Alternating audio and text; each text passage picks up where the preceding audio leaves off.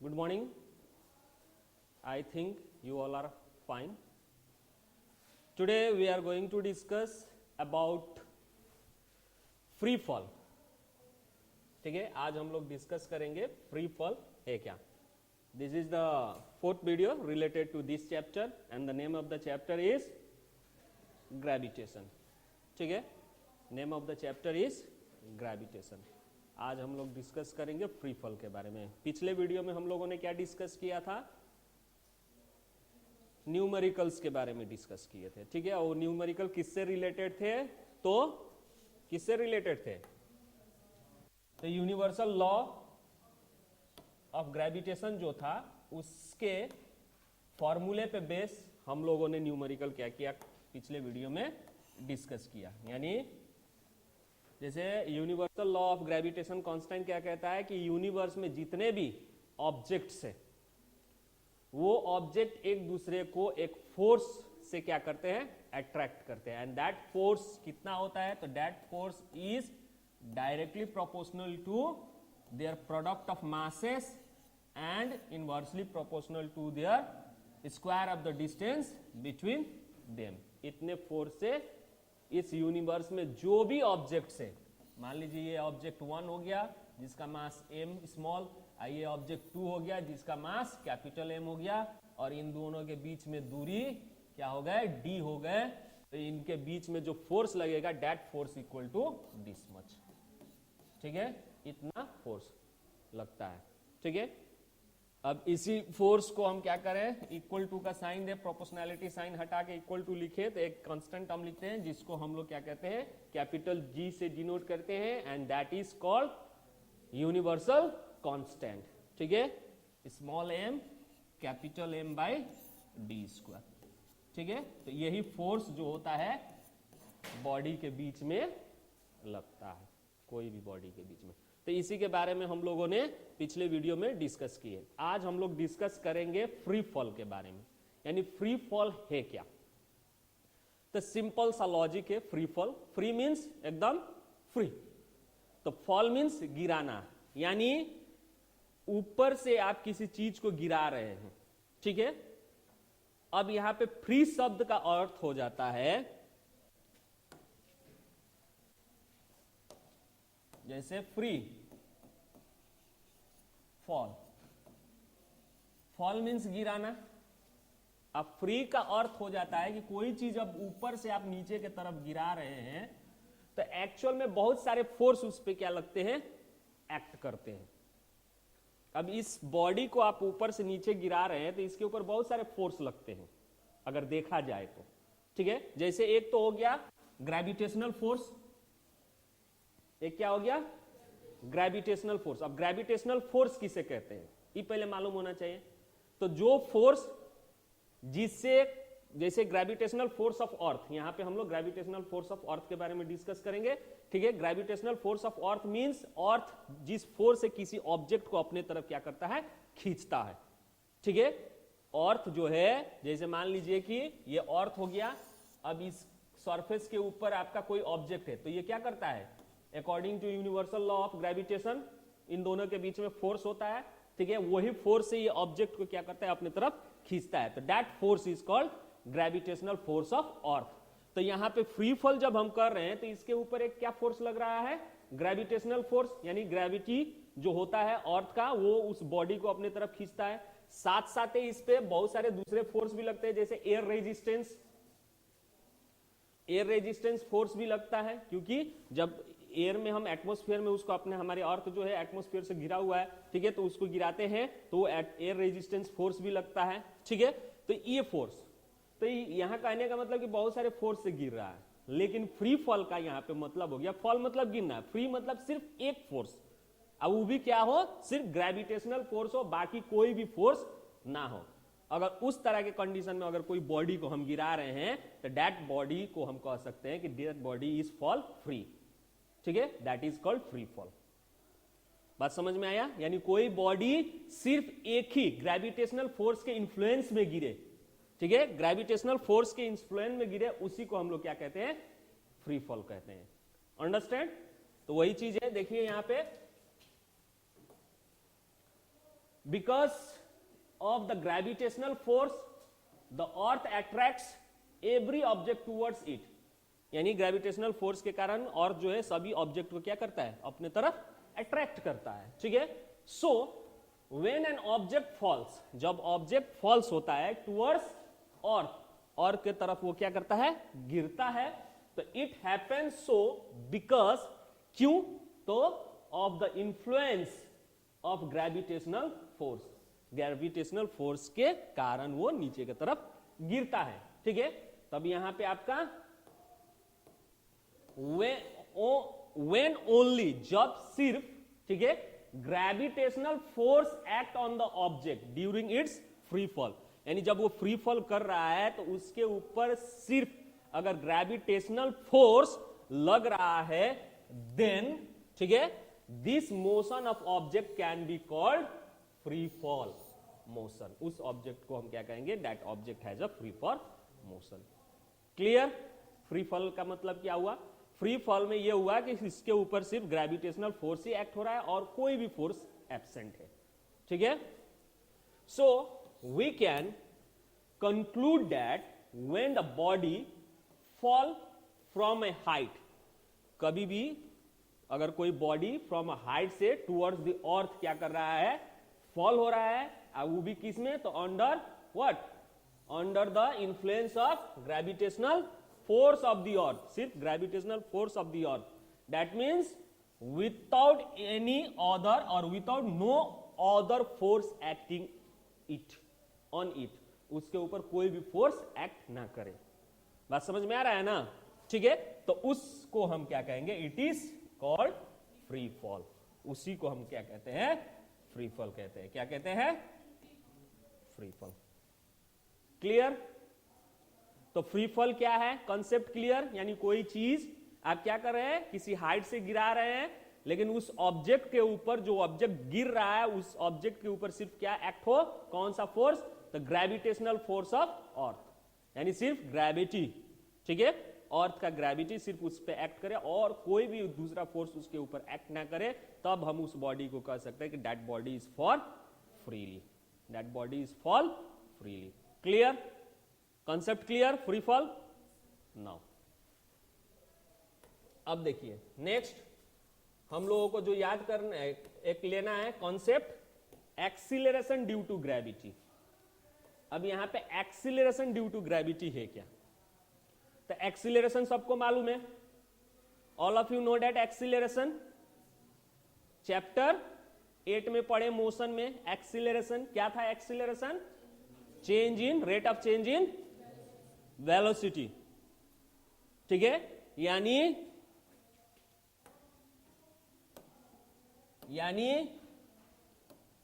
जैसे कोई बॉडी है, ठीक है, ये बॉडी क्या कर रहा है, फोर्स लगेगा, मान लीजिए स्टेशनरी है, फोर्स लगेगा तो क्या होगा, मूव करेगा, तो इनिशियली इसका बॉडी क्या है, u, इनिशियल वेलोसिटी, जैसे ही फोर्स लगा ये क्या किया, मोशन में गया, इसका फाइनल वेलोसिटी क्या हो गया, v। तो एक्सीलरेशन कितना होता है, तो हम लोग क्या कर रहे थे, acceleration equal to change in velocity, change in velocity per unit time, that is called acceleration, यही पढ़े थे ना। तब वो चेंज इन वेलोसिटी किसके कारण हुआ, फोर्स के कारण, किसके कारण, फोर्स के कारण। अब सेम थिंग, सेम लॉजिक यहां भी लगता है, यानी एक्सीलरेशन ड्यू टू ग्रेविटी, उस स्ट्रेट मोशन में हम लोग क्या पाए कि बॉडी में एक्सीलरेशन प्रोड्यूस हुआ किसके कारण, तो फोर्स अप्लाई किए थे उसके कारण। अब यहां पे एक्सीलरेशन ड्यू टू ग्रेविटी में भी आपका कोई चीज, जैसे आपका कोई बॉडी जो है ऊपर से नीचे गिर रहा है, ठीक है, तो एट अ मैक्सिमम हाइट, सभी को मालूम है कि मैक्सिमम हाइट पे बॉडी क्या होता है, रेस्ट पे रहता है, यानी जैसे आप कोई चीज ऊपर की तरफ फेंक रहे हैं, कोई चीज ऊपर की तरफ फेंक रहे हैं तो क्या होता है, ऊपर ऊपर ऊपर ऊपर जाता है, एक सर्टेन हाइट पे पहुंचने के बाद वो फिर नीचे गिर जाता है। तो सर्टेन हाइट पे उसका स्पीड कितना रहता है, 0, उसका स्पीड कितना रहता है, 0। अब उसके बाद से उसको अर्थ ग्रेविटी अपने तरफ खींच लेता है, तो ऊपर में उसका क्या हुआ, 0। लेकिन धीरे धीरे धीरे धीरे जितना नीचे आता है उसका स्पीड क्या होता है, इंक्रीज होता है। दैट मीन्स वो speed, that means velocity increase हुआ। ऊपर में एकदम वेलोसिटी 0, जितना नीचे आ रहा है उसका स्पीड यानी वेलोसिटी इंक्रीज हो रहा है। तो वेलोसिटी कब इंक्रीज होता है, फोर्स लगने पे। उस केस में, इस केस में भी फोर्स लग रहा है। कौन सा फोर्स लग रहा है, ग्रेविटेशन के कारण। ग्रेविटेशन के कारण फोर्स लग रहा है ना जी। ग्रेविटेशनल फोर्स के कारण वो बॉडी अपना वेलोसिटी क्या कर रहा है, चेंज कर रहा है। तो चेंज इन वेलोसिटी क्या होता है, एक्सीलरेशन। तो इस केस में भी एक्सीलरेशन प्रोड्यूस हुआ, इस केस में भी एक्सीलरेशन प्रोड्यूस हुआ। लेकिन ये इस केस में एक्सीलरेशन किसके कारण प्रोड्यूस हुआ, तो ग्रेविटेशनल फोर्स के कारण। इसीलिए यहां पे जो एक्सीलरेशन प्रोड्यूस होगा उस एक्सीलरेशन को हम क्या कहेंगे, एक्सीलरेशन प्रोड्यूस हुआ है, लेकिन किसके कारण, तो ड्यू टू ग्रेविटी। तो इस एक्सीलरेशन को हम क्या कहेंगे, यहां पे जो बॉडी ऊपर से नीचे गिर रहा है, ठीक है, तो नीचे गिर रहा है तो इसका वेलोसिटी चेंज हो रहा है, चेंज हो रहा है, डायरेक्शन चेंज नहीं हो रहा है लेकिन वेलोसिटी चेंज हो रहा है। तो change in velocity, change in velocity क्या कहलाता है, चेंज इन वेलोसिटी क्या कहलाता है, change in velocity per unit time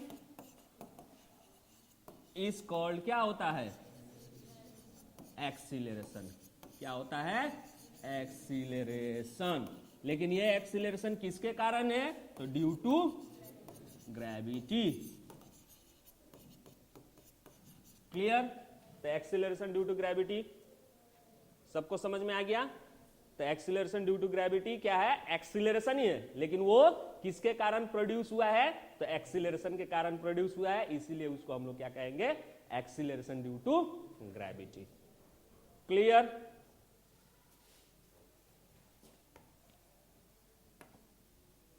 अब देख लीजिए इसको भी। सो व्हाइल फॉलिंग फ्रीली, जब फ्रीली फॉल कर रहा है तो there is no change in the direction of motion of the object. अब फ्रीली फॉल कर रहा है तो उसका डायरेक्शन चेंज हो रहा है, यहां से गिर रहा है तो वहां जा रहा है, जिगजैग मूव कर रहा है, नहीं, उसका सीधा नीचे जा रहा है। दैट मीन्स डायरेक्शन उसका डाउनवर्ड है और डाउनवर्ड ही जा रहा है। तो डायरेक्शन में कोई चेंजेस नहीं है, ठीक है। But due to constant gravitational what, pull, अब उसको कांस्टेंट ग्रेविटेशनल पुल कांस्टेंटली उसको क्या कर रहा है, नीचे की तरफ खींच रहा है, ठीक है, of the body in free fall, ठीक है, in free fall goes on increasing, हमेशा उसका वेलोसिटी क्या हो रहा है, इंक्रीज हो रहा है, ठीक है। इट मींस, इसका मतलब क्या हुआ, acceleration is produce in the body. वहां पे एक्सीलरेशन प्रोड्यूस हुआ क्योंकि उसका वेलोसिटी कंटिन्यू इंक्रीज हो रहा है। दैट मींस चेंज हो रहा है, change in velocity equal to acceleration, ठीक है।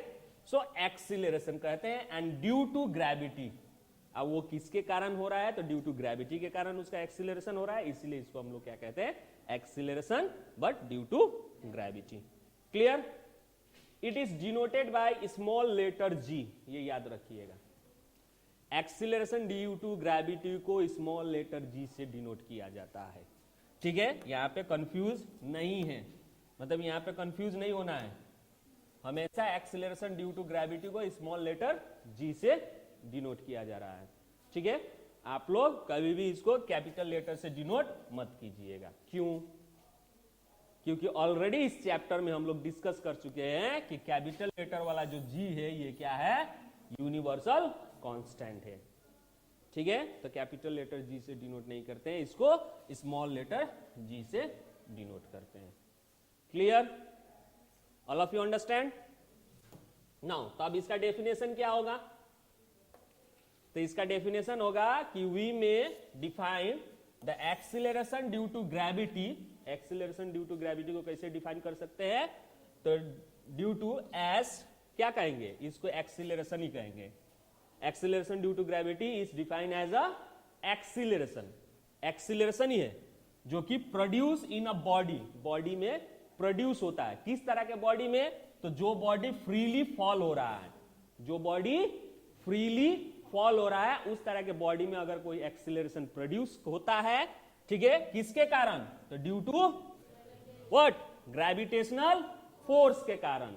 अब वो ग्रेविटेशनल फोर्स किसका? तो अर्थ का। उस तरह के एक्सीलरेशन को हम क्या कहेंगे? Acceleration due to gravity. क्या कहेंगे? Acceleration due to gravity. Clear? Concept clear? Acceleration due to gravity. अब आप लोगों को पूछा जाता है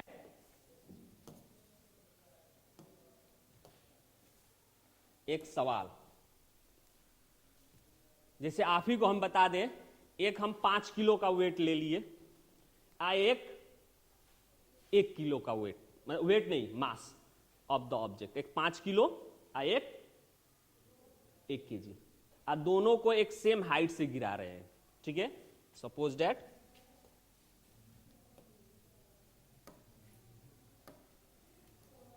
जैसे मान लीजिए ये सेम हाइट हो गया, ये हो गया आपका 1 किलो का और ये हो गया आपका 5 केजी का, ठीक है। अब ऊपर से गिरा रहे हैं, कहां से? ऊपर से। ये हो गया ग्राउंड लेवल, ठीक है। कौन पहले गिरेगा?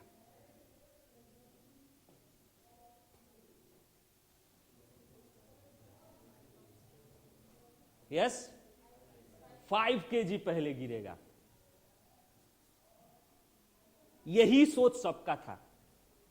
पहले के लोग यही सोचते थे कि जिसका मास क्या है, ज्यादा है, वो पहले गिरेगा। लेकिन एक्चुअल में क्या नहीं होता है? नहीं होता है। क्यों? वाई? यानी कहने का मतलब दोनों सेम टाइम पे गिरेंगे। इसका प्रूफ गैलीलियो ने किया था। इटली के पीसा में जो टावर था, उस टावर से उन्होंने 2 डिफरेंट मास के ऑब्जेक्ट को नीचे गिराया और लास्ट में क्या पाया कि दोनों ही सेम टाइम पे जमीन पे गिरे। डिफरेंट मास, अलग अलग मास के, सेम मास नहीं, डिफरेंट, कोई कम लिए कोई ज्यादा लिए। जैसे अभी हम एग्जांपल में आप लोगों को बता रहे हैं 1 किलो और 5 किलो, दोनों को ऊपर से छोड़ दिए, तो उन्होंने क्या पाया कि सब दोनों ही ऑब्जेक्ट नीचे सरफेस पे सेम टाइम पे गिरे। क्यों? जैसे आप लोग बोले कि 5 किलो वाला पहले गिरेगा, वजन भारी है।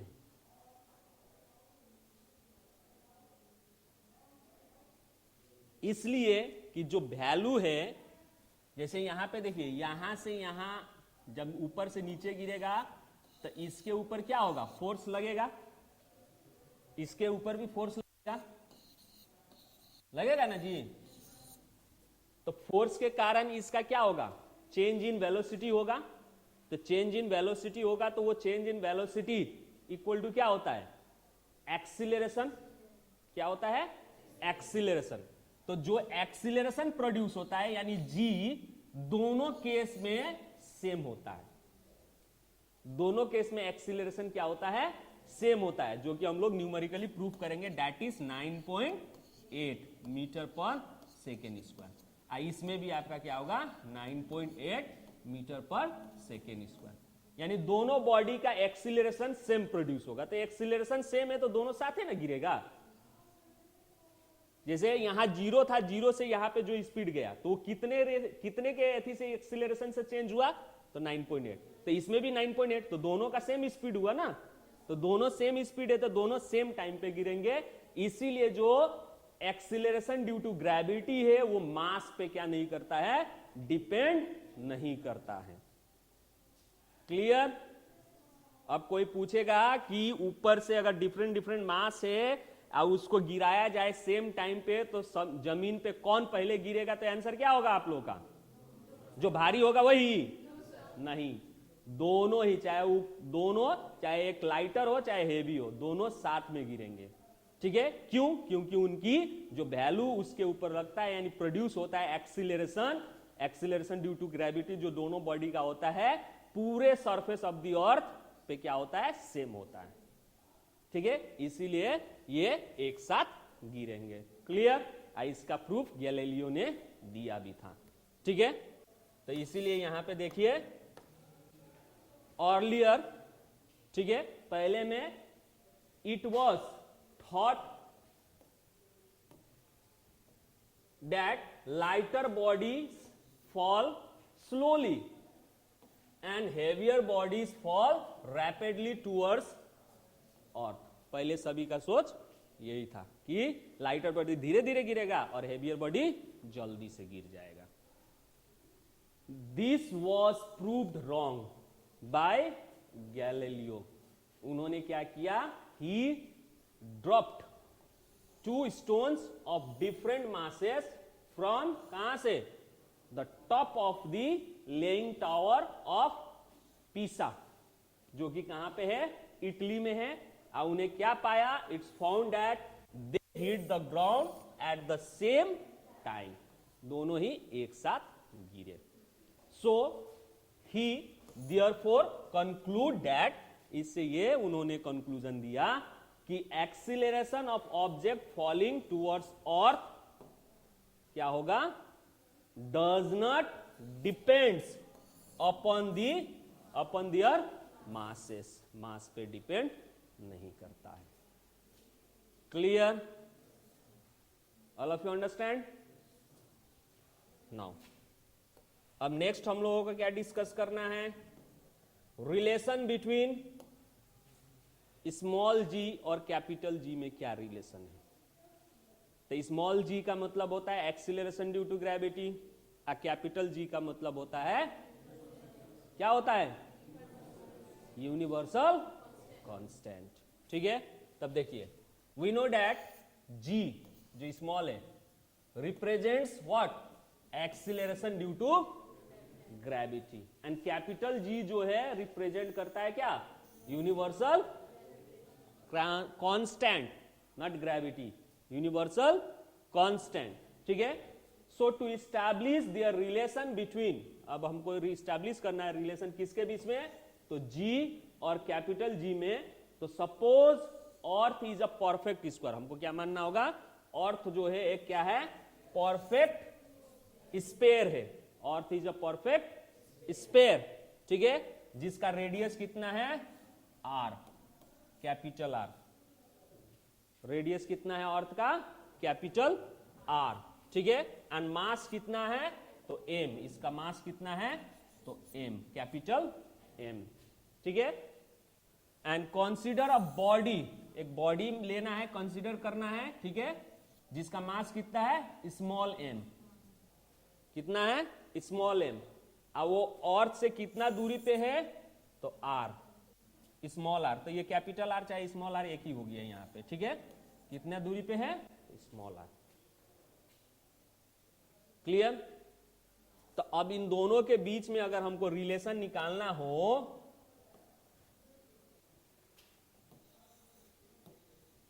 स्मॉल एम, कैपिटल एम, इन दोनों के बीच की दूरी आर। ठीक है, सर ये सेंटर से है, ठीक है,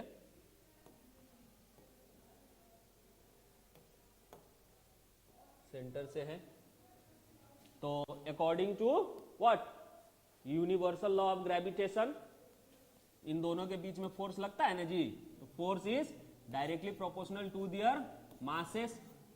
एक स्मॉल मास ऑब्जेक्ट का हो गया कैपिटल एम, किसका हो गया, अर्थ का हो गया, और दोनों के बीच में डिस्टेंस कितना है, तो आर स्क्वायर, कितना है, आर स्क्वायर।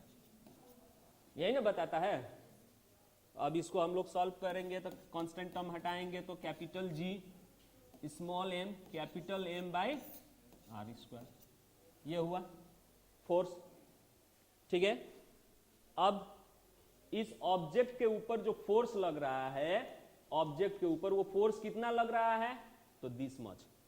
तो we know that, Newton second law के हिसाब से हम लोगों को ये भी मालूम है, वी नो डैट, क्या मालूम है, न्यूटन सेकेंड लॉ क्या कहता है,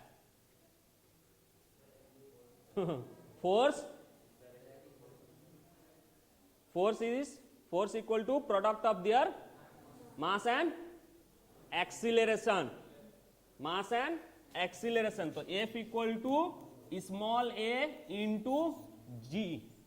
वैसे एक्सीलरेशन में यहां पे अभी फिलहाल में हम लोग क्या लिखेंगे, ए, यही ना है।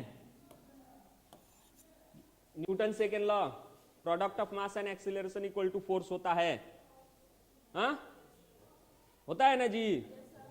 क्या है statement Newton second law, the rate of change of momentum is directly proportional to their, हाँ, rate of change of momentum is directly proportional to the force applied on the object।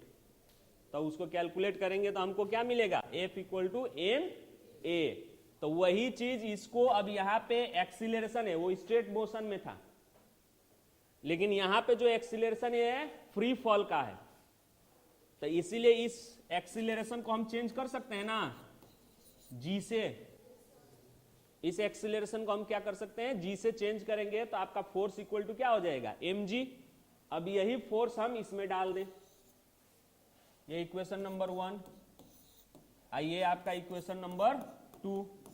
तो equation, from equation 1 and 2 we can write जैसे F equal to G small M capital M by R square है, तब यहां पे हम small M into जी लिख सकते हैं, लिख सकते हैं ना, क्योंकि ये फोर्स किसके ऊपर लग रहा है, ऑब्जेक्ट के ऊपर। तो मास एम ऑब्जेक्ट का, acceleration due to gravity G must be equal to capital small M capital G small M और capital M divided by R square. Small M cancel कर सकते हैं ना, क्योंकि दोनों ऑब्जेक्ट का मास ही है।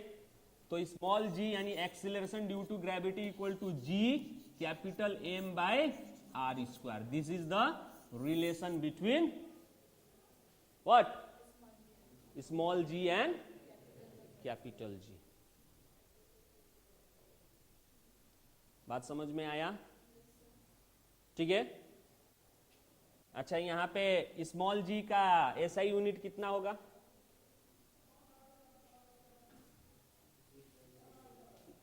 एसआई यूनिट पूछ रहे हैं बाबू।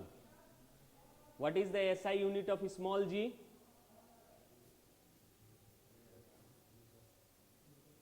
एक्सीलरेशन है ना, तो एक्सीलरेशन का एसआई यूनिट क्या होता है, मीटर पर सेकेंड, मीटर पर सेकेंड स्क्वायर।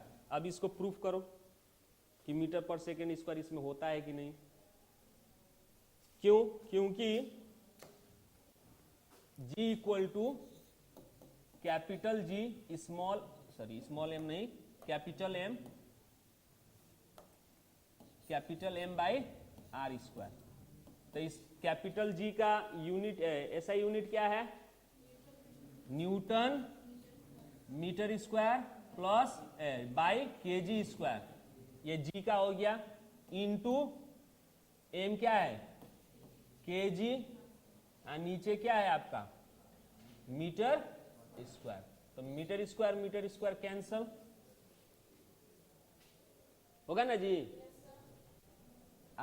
1 केजी और ये 1 केजी कैंसल हो जाएगा, तो क्या बचेगा, न्यूटन पर केजी।